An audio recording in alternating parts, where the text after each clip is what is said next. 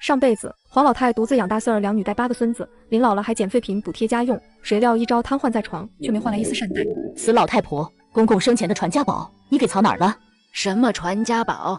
我嫁进宋家70年，从来没听说过宋家还有传家宝。妈，你若是继续装糊涂，就别怪我们不给你送吃的喝的。老不死的，你还想拿捏我们到什么时候？别人的妈都只盼着子女们好，我们这辈子到底是造了什么孽？怎么会摊上你这么个心思歹毒的妈？看来只饿3天还是太少了，再多饿他几天，总会开口的。就这样，黄老太被活活饿死了。等她再次醒来，竟听见早夭的长女在耳边低声哭诉着：“能醒过来，我也愿意嫁。”黄老太猛地睁眼，目光一一扫过房间，发现墙上的万年历时间竟显示是1977年4月1日。我这是重生了。妈，你别再因为我和爸爸打架了，我自己愿意嫁的。上一世，丈夫和婆婆为了1000块钱彩礼，不顾我的反对，将大女儿嫁给了一个傻子。之后，那婆家人使劲搓磨凤仙，她的公公更是动起了邪念，想要亲自续香火。最后，我女儿不堪受辱，上吊自尽了。呸呸呸！我养的女儿配得上世上最好的女婿，只要妈还有一口气在，什么疯子、傻子、赖皮狗都休想来沾边。黄婉晴，你莫不是被猪油蒙了心吧？你以为你姓黄，你生的赔钱货就是皇室公主不成？老婆子告诉你，媒婆给凤仙指的隔壁镇张峰，就是他命里顶好的女婿。妈说的对，妈还能害我们不成？黄婉晴安抚地摸了摸大女儿，妈，你若真心觉得隔壁镇的大傻子张峰好，你就自己嫁过去，正好你不嫌他傻，他也不懂得嫌你老。崩溃了，我真的崩溃了！宋春林，你今天不狠狠扇他2个耳光，老娘我就不活了！反应过来的宋春林挥舞着拳头就走过来了。你个贱妇！从前我妈说你背地里对她不孝顺，我还不太信。爸，我妈被你砸晕过去那么久，才刚刚醒过来，求你别打我妈了。给老子滚开！宋春林，你敢打我闺女，我戳死你！你不要过来啊！房间里的动静太大，很快就把全家人都吸引过来了。几个儿子和儿媳妇看着手拿剪刀的黄婉晴，谁都不敢进来。唯有小女儿宋凤娇看见摔倒在地的大姐，心疼地冲进来将姐姐扶了起来。黄婉晴看了一眼如今还好端端的2个女儿，心下稍感欣慰。这次谁若是再敢打我女儿的主意，我就跟她拼命。王媒婆按照约定时间，拿着男方的户口本和1000块钱彩礼进了村，正准备去宋家拿宋凤仙的户口本。啧，好好的一个人，怎么说疯就疯了呢？呵，自家闺女要被那丧尽天良、生儿子没屁眼的东西卖给大傻子当媳妇作践，哪个当妈的会不发疯？骂的就是他，反正我家孩子是不会找他说媒，难道还怕他不成？若不是看在宋家人丁兴旺、儿女双全的子女缘上，谁能看上他们家呀？王媒婆边走边骂，心里已经做好了最坏的准备。宋家院子里，黄婉晴正把刚捣烂的消肿草药往大女儿脸上敷。有人在家吗？黄婉晴一看是王媒婆，便知道她的来意。你瞎吗？满院子的人，你看不见？你们聊，我年纪大了，也不中用了，先回屋躺会儿去。哎，宋婶，你先别躲，男方那边都已经谈妥了，户口本和剩下的1000块钱彩礼，我今天也带过来了。宋婶，你可别告诉我家里还没有商量好。什么叫剩下的彩礼钱？这桩婚事我们老宋家压根就不同意，是你们一厢情愿，我们何时收过你1分钱的彩礼？哎呦呦，我的腰哦，要老命喽！凤娇，你赶紧去把你爸找回来，就说王媒婆过来了，找他商量你奶奶想改嫁的事情。你奶奶太高兴，平地走路都摔了一跤。全村的人都知道你爸最孝顺，所以你奶奶摔在院子里，现在还没起来，就等着他回家来扶呢。哎，宋春林匆匆赶回家，一看躺在地上的老娘，顿觉天塌了。妈，你咋样了？儿呀，你可别乱动了哦，赶紧帮妈找个跌打师傅过来看看骨头才是正经哟。黄婉晴，你还死愣着干什么？还不赶紧去找跌打师傅过来帮忙？跌打师傅，咱们村可没有，手艺倒是有一个，要去请吗？妈，涂师傅已经在来的路上了。刚才我爸就在涂家看人打牌哩，还是涂家婶子帮我爸包扎的伤口。听说奶奶摔伤了，涂家婶子也跟着着急，赶紧让涂师傅过来帮忙看看。黄婉晴扫了一眼宋春林胳膊上的蝴蝶结，若有所思。哎呀，宋婶，你咋还躺在地上呢？快，大家一起来帮忙。很快，宋老太就被几人合力抬回了她自己的房间。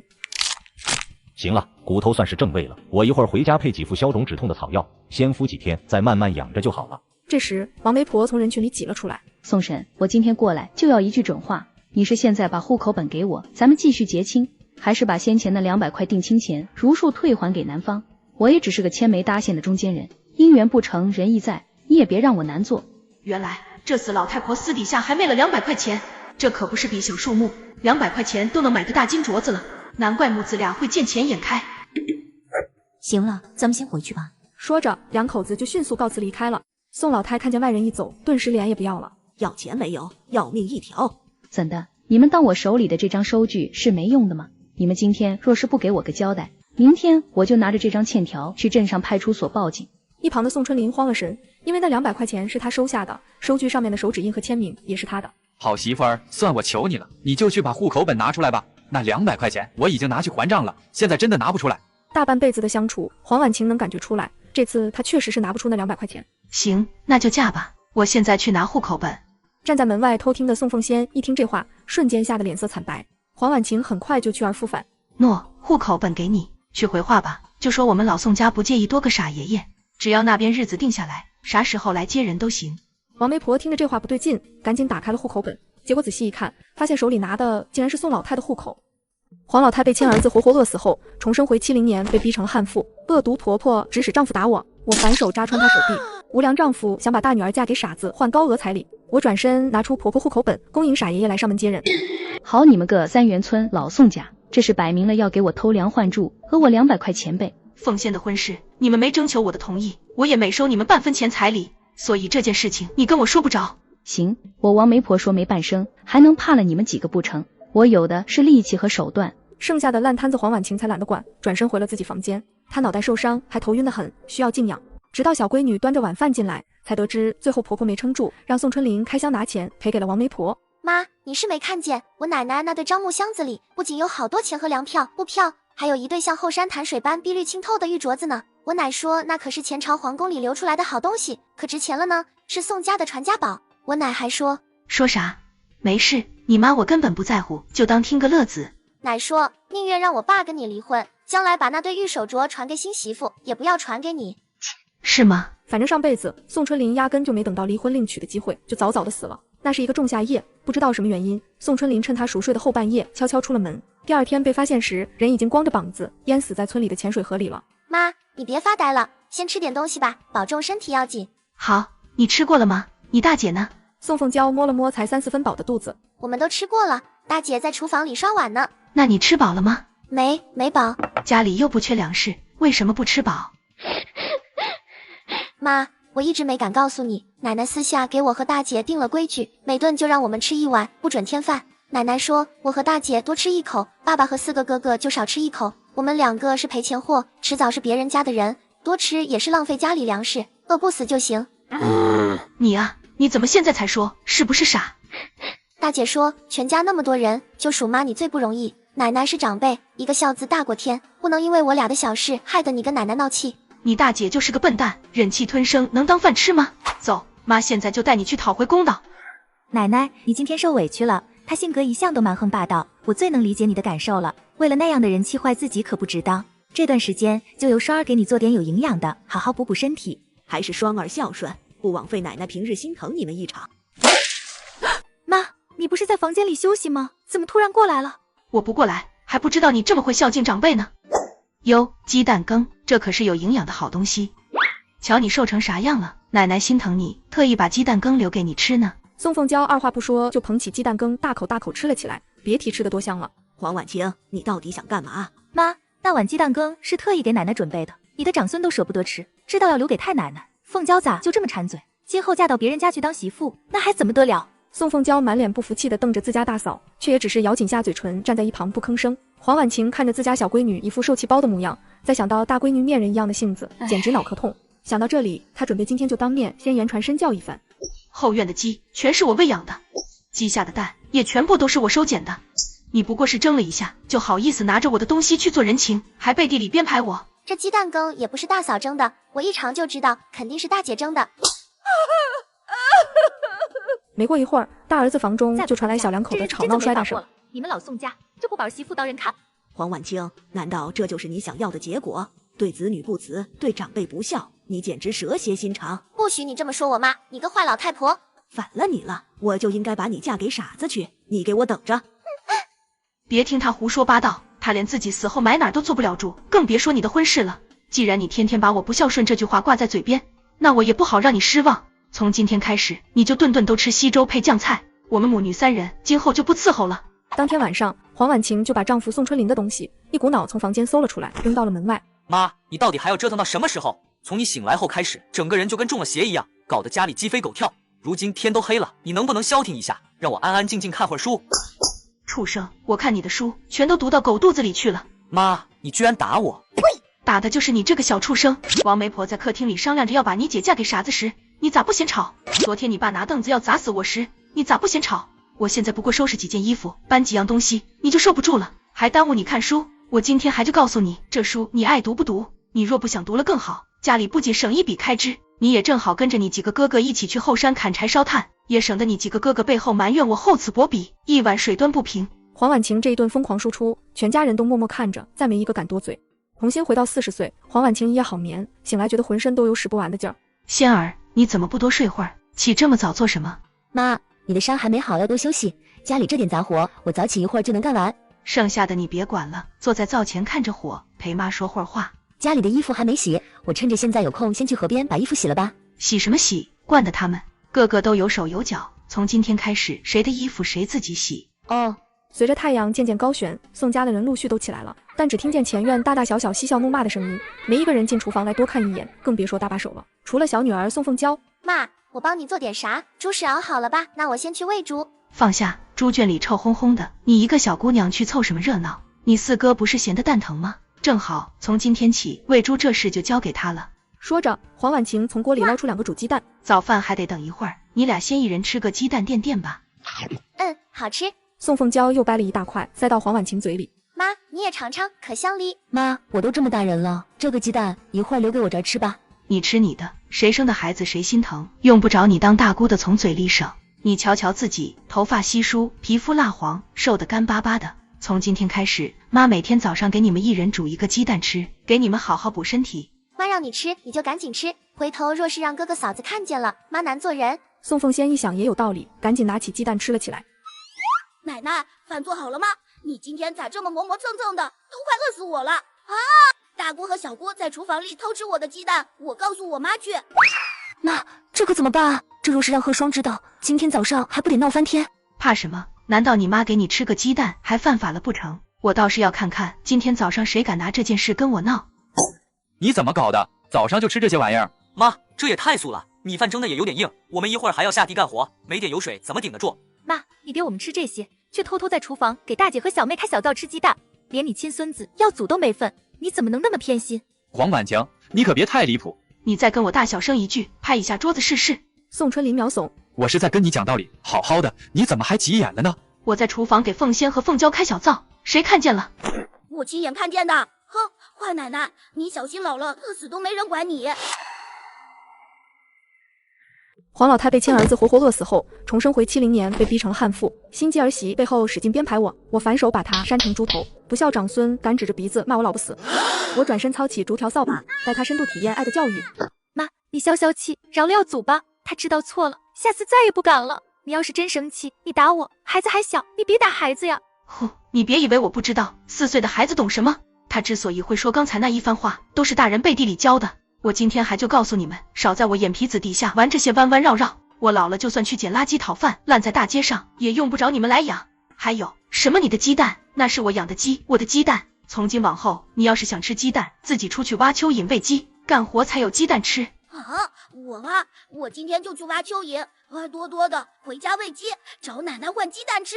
早饭后，黄婉晴叫住了小儿子，掌柜，你去后院把猪给喂了。啊，可是我不会啊。黄婉晴脸一沉，转身又要去找竹条扫把。妈，虽然我不会，但是我可以学。大姐，你快教教我怎么喂猪。傍晚，劳动了一天的宋家人都精疲力尽的回来了。宋长武浑身臭汗，只想快点洗个澡去皮。咦，我衣服呢？妈，我干净的衣服呢？等了一会，四下无人回应。宋长武气冲冲地找进厨房。妈，我刚才喊你，你没听见吗？听见了，你喊魂呢？那你为什么不应我？我下地干了一天的活，回家就想洗个澡，喊你你还躲在厨房里装听不见。我的干净衣服呢？你是不是忘了洗？到底是喂猪重要，还是你儿子更重要？从今天开始，自己的衣服自己洗。凭什么？你怎么不给我洗？瞎了你的眼，你冲谁大喊大叫呢？我又不是你们宋家的老妈子，你自己有手有脚，衣服为什么不自己洗？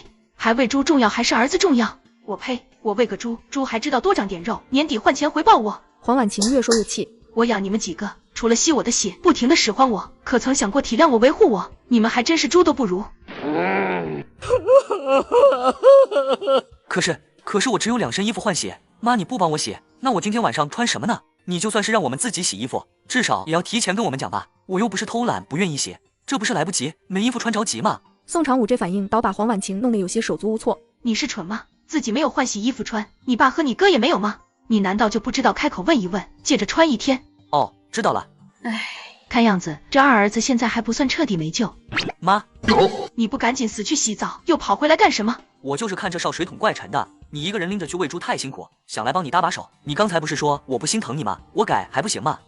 这贱骨头，莫非挨打还打开窍了不成？用不着你，去把你四弟喊来，从今天开始喂猪的活都交给他去干。哦，那我现在就去喊四弟。不用喊，我自觉着呢。宋长贵穿着一身明显不太合适的衣服，一看就是借他爸的。呵，你这臭小子，脑子倒是转得快。那是挨一天打和天天挨打，我还是能分清的。黄婉晴假装板起脸，妈，你做什么又要打我？我今天可什么坏事都没干。怕你不长记性，先紧一下皮。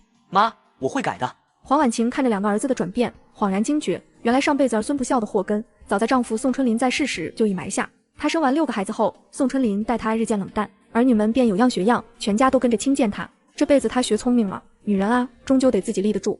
突然，黄婉晴发现宋长贵的衣服口袋里露着一小截纸条，她顺手抽出来一看，竟发现是一张买黄金的收据。3天前，也就是宋春林搬起凳子砸我脑袋的那一天，那死男人居然在县城买过一个金镯子。这金镯子是给谁买的？电光火石间，黄婉晴忽然想起了昨天涂秀莲手上戴了个金镯子，一看就是新买的。正当她出神之际，宋长贵已经喂完猪，去而复返了。妈，没想到喂猪还挺有意思的。既然你把这喂猪的活交给了我，要不我干脆再多喂养几头。说得轻松，猪草谁打？这养猪的糠和骨粉又从哪里来？难道能从天上掉下来？妈，我听涂师傅说，现在外面有一种猪饲料，可好了，买猪饲料喂猪，不仅能省下很多打猪草的精力，而且这猪天标长肉也快。要不然咱们家也试试。黄婉晴愣住了，她没想到上辈子总怪她逼她学习，耽误了发财的4儿子宋长贵，竟真有经商天赋。他是重生归来的，自然知道用猪饲料养猪这件事十分可行。宋长贵才刚喂了1天猪，就想到了这个办法。看来这孩子确实不适合读书，更适合在家养猪。既然你喜欢养猪，那就好好养。只是妈现在手里没钱，没办法支持你做这件事情。妈，你放心，买小猪仔和猪饲料的钱我自己想办法。晚饭后，大家都像往常一样，碗筷一撂就要下桌，打算各回各的房间。慢着，今天晚上谁刷碗收拾厨房？明天早上又是谁负责起来做早饭、午饭和晚饭？大家都分配一下。宋长文作为家中长子，不由望向身边的媳妇。双儿，要不？哎呦，妈，你啥意思啊？就这点小活，你平时不都是抬抬手就干完了？何必刚吃饱饭就来为难我们呢？常父说的对，不过是几件小事，你抬抬手就干完了，也值得特意拿到桌面上来问。这2天你先是顶撞为难妈，紧接着又是不喂猪不洗衣服，如今竟然连做饭刷碗这样基本的家务活都要甩手不做了吗？怎么这日子不想过了？哼，黄婉晴压根就不惯着。行啊，那就不过了。这一番操作直接把在场的儿女们给镇住了，大家都老老实实接受了家务轮班安排。第2天清早，无事一身轻的黄婉晴正在院子里闲逛，隔壁的赵小兰突然匆匆上门了。不得了了，你赶紧去河边看看吧，你家凤娇和涂秀莲俩人在河边打起来了。白天她是村里最贤惠的媳妇，可一到晚上，她却偷偷跟隔壁老宋头搞上了破鞋。只因她丈夫虽是杀猪的一把好手，上了炕却像蔫了的茄子。这天2人照常在破庙里快活完，涂秀莲拿着弄脏的裤头去河边洗，却意外撞上了老宋头的女儿。站住！大白天的，居然好意思当着全村人的面帮我爸洗内裤，你不要脸，我妈还要脸呢！看我今天不捶死你！等黄婉晴赶到的时候，正看到小女儿扬起捶洗衣服的木棍。住手！黄婉晴，你给我等着，我跟你们母女俩没完！黄婉晴懒得理她。宋凤娇，做事之前动动脑子，你的人生才刚刚开始。他是个什么破烂货，值得你以命换命？刚才你那一棍子若是敲下去，真敲出个好歹来。他无儿无女，万一后半辈子都缠上你让你养，我看你怎么办？妈，你知道什么呀？你每天就知道闷头干活，被人挖墙脚了都不知道。唉，黄婉晴何尝不知道丈夫的异样，家里突然消失的200块钱，涂秀莲手腕上的金镯子和藏起来的发票，再加上今天河边洗内裤这件事情，但这些不该让小女儿来出头。回到家中，看见小闺女还在一边晒衣服一边抹眼泪，好了，有些事情既然已经发生了，又何必再为那些人掉金珠子，不值得。我才不是因为他们，我是替妈觉得不值。突然，宋春林怒气冲天的从外面赶回来。宋凤娇，你个丢人现眼的赔钱货，居然敢在外面败坏老子的名声！看老子今天不撕烂你的嘴，活剥了你的皮！妈，救命！肯定是涂秀莲那个老妖精找我爸告状了，他今天怕是要打死我。乖，你先回房间去躲一会儿。好你个小杂种，老子喊你，你还敢躲？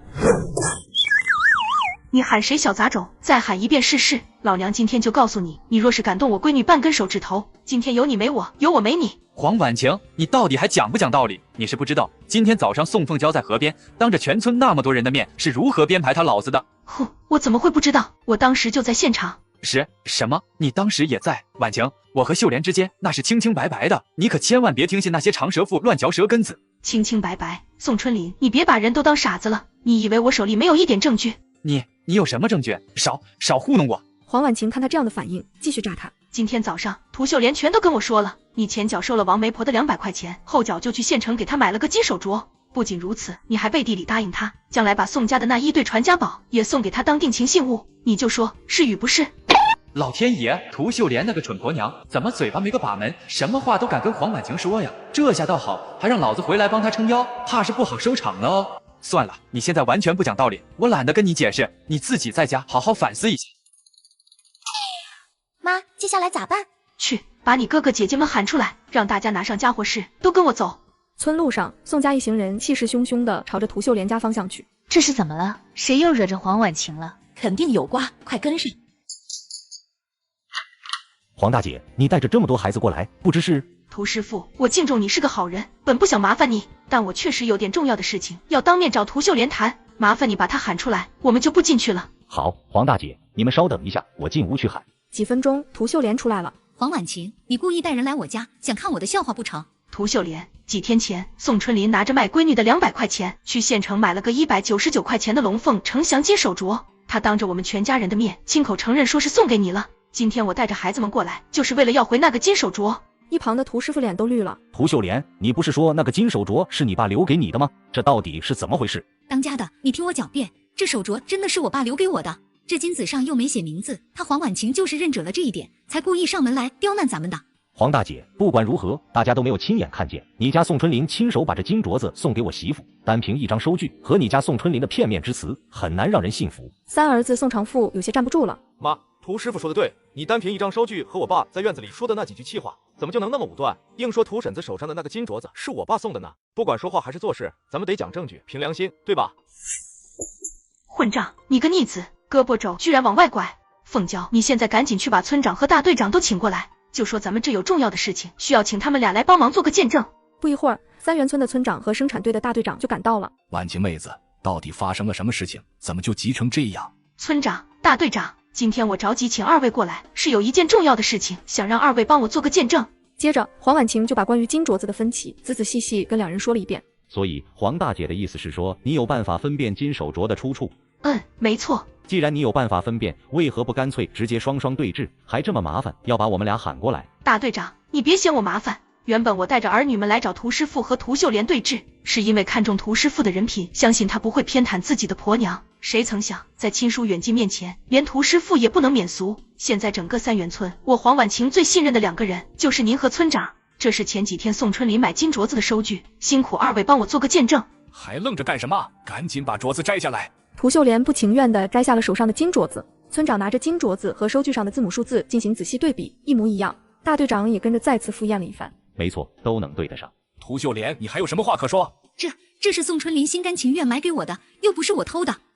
你闭嘴！亏老子还这么信任你，你居然敢趁老子不在家给我戴绿帽子！黄大姐，今天实在是对不住了。这个金手镯，你若是真确定是你家的东西，不亏心的话，那就拿回去吧。亏心？就算是亏心，那个人也不是我。村长，辛苦你和大队长了，特意为我们主持公道跑这一趟。不辛苦，应该的。涂秀莲眼睁睁看着自己心爱的金镯子，才戴了没几天就被黄婉晴抢走了，心中实在不甘心。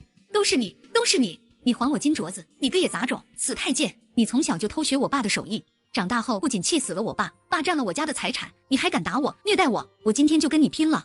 行了，这件事情到此为止，要打架关起门来打，省得教坏小孩子。百年修得共枕眠，好好过日子，别瞎折腾。黄婉晴目的达成，心满意足地往回走。涂师傅真可怜，那么能干又好脾气的一个人，却娶了这么一个红杏出墙的母老虎当媳妇，真是倒了8辈子血霉。哼，那两口子就是烂锅配烂盖，都不是什么好东西。八旬老太重生回到40岁，面对丈夫的出轨，这次她选择不再忍气吞声，而是一串大逼斗扇的他妈都供不出来。疯了，我看你是彻底疯了，黄婉晴，你别以为你替宋家生了4个儿子就了不起，你别以为老子不敢跟你离婚。离，谁不离谁是孙子。很快，黄婉晴发疯打男人的佳话，就像一阵风，迅速传遍了整个三元村。听说你一战成名，干得漂亮，吾辈楷模。你怎么知道的？趴在墙头偷听来着。我每天那么忙，哪有那么多闲工夫？是你家宋春林，这几天他天天顶着纱布，脑袋满村子晃悠。看见那大姑娘、小媳妇，若是愿意打听他伤情的，他就停下来倒苦水。是吗？那死男人都说些什么？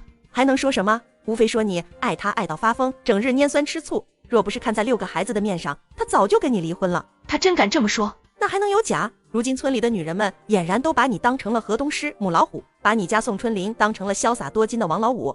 你看那边的刘寡妇，最近几天有事儿没事儿就爱往你家宋春林跟前凑。前天才被人撞见俩人在村口大树下嗑瓜子儿，昨天又被人碰到俩人在后山扯竹笋。你呀，可当心点吧，那个涂秀莲家里还有老公压制管教着，这个刘寡妇可就难讲了。啥？宋春林那个裂缝的蛋，居然在苍蝇群里这么吃香吗？回去的路上，黄婉晴突然看见一个熟悉的人影，鬼鬼祟祟往破庙里闪去。大白天的，宋春林又在搞什么名堂？死鬼！涂秀莲跟你好的时候，你知道送她金镯子，到了我这里，你就拿1兜破鸡蛋打发我。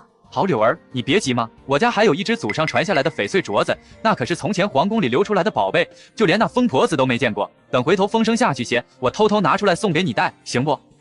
死鬼，你该不会是哄我的吧？我怎么听说你前几天就被黄婉晴赶出了房间，如今连个自己住的地方都没有？若是手里真有那么好的东西，你能藏在哪里？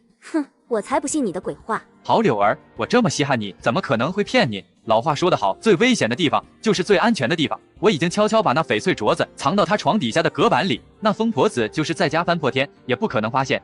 黄婉晴悄悄摸出火柴盒，将院子里堆着的干稻草点燃了。随后，他又捡了一根粗树棍，从外面把院门拴死了。呼，不是脸都不要了吗？那我今天就成全你们。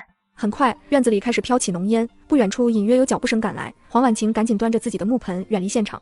当家里最要面子的大儿子宋长文黑沉着脸赶回家时，黄婉晴已经哼着小曲在房间里清点他的资产了。长文呀，你爸这是咋了？怎么让你大白天的回家拿衣裳？可是下地干活时摔着了，还是不小心落水了？奶奶，这件事情你就别管了。好孩子，你如实跟奶奶说，奶奶撑得住。你爸爸他可是伤得太严重。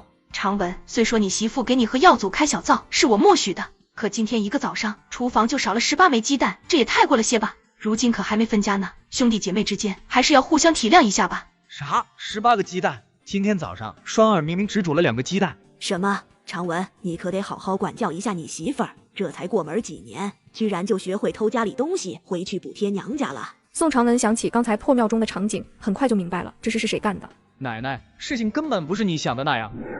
没一会儿功夫，宋春林灰溜溜的回来了。到底是哪个缺德的王八蛋，居然干出那样没种的事情来？哟，对方到底干了什么事？你倒是先说出来，全家一起帮你评评理。算了，当我放屁。爸，你是不是偷拿厨房里的鸡蛋去送给刘寡妇了？你胡说八道什么呢？爸，你都一把年纪了，能不能少干点缺德事？凭什么你干了这些事，让我们小辈来帮你背锅？要造反了你！老子才是一家之主，难道用家里几个鸡蛋还不行？还轮不到你在老子面前指手画脚。宋长文平日寡言少语，可并不代表他没有自尊。分家，我要分家！既然这个家没有我说话的份，那我就带着老婆孩子分出去过。逆子，你说什么？你爹和你奶都还没死呢，你下面3个弟弟都还没有成家，居然就敢想着分家？你说是不是贺双那毒妇在背后撺掇的你？呸！老子警告你，若是再敢提那2个字，老子就休了这个儿媳妇，让你继续打光棍。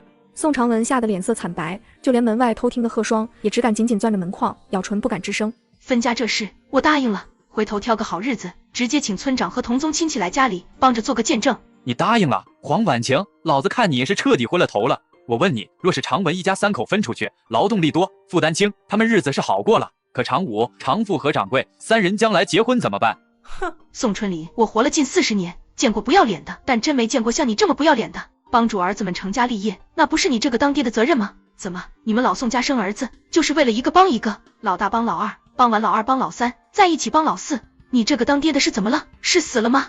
长文，你们两口子若是真想分家，现在就去通知村长一声，再跟族里的叔叔伯伯们提前约好时间，明天上午9点摆桌分家。事情发展的太快，4个儿子全都懵了。大哥，别分家，这家不能分呀。宋长文，你是聋了吗？妈叫你去通知村长和叔伯，你还傻站着做什么？赶紧去，别耽误了正事。长贵，你是我们4兄弟当中最受宠的那一个，今年你都虚岁16了，也该懂事长大了。4日上午，宋家屋门大开，院子里摆上了香案、高桌，祭拜告知祖宗后，宋家分家的事就摆上了桌面。都是一家人，有什么话不能坐下来好好说的？能不分家就别分家。村长，我们想好了，这个家必须分。真到了非要分家不可的地步吗？不看僧面看佛面，婉晴妹子，你至少要为4个儿子考虑一下呀。我就是为了他们考虑，这才想着先分家再离婚，否则我这4个傻儿子辛辛苦苦挣的1点工分和粮食还没进自己肚子，怕是就被亲爹糟蹋一空了。与其全家所有人共同养一只蛀虫，倒不如大家分头努力，各自挣各自的前程，互不耽误。宋家4子都不傻，黄婉晴此番话一出，简直如醍醐灌顶，瞬间清醒了过来。对，村长伯伯，我愿意分家。我也愿意。我也愿意。那我也愿意吧。宋春林，你是一家之主，分家这件事情你怎么看？